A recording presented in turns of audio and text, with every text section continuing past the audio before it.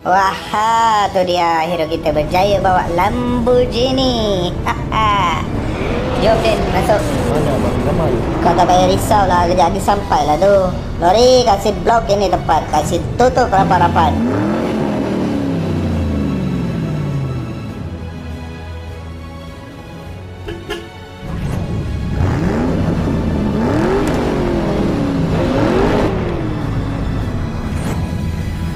Akhirnya berjaya kita dapatkan 4 biji kereta mewah. Sekarang kita kena cari pembeli untuk kereta ni. Jangan risau, saya ada geng dan boleh beli semua kereta ni. Bagus, kalau boleh petang ni clearkan semua kereta ni. Lebih cepat, lebih baik. Okey bos, sekejap lagi saya call kawan saya. Tak payah panggil aku bos. Korang semua kena hati-hati lepas ni. Saya sudah mark baik.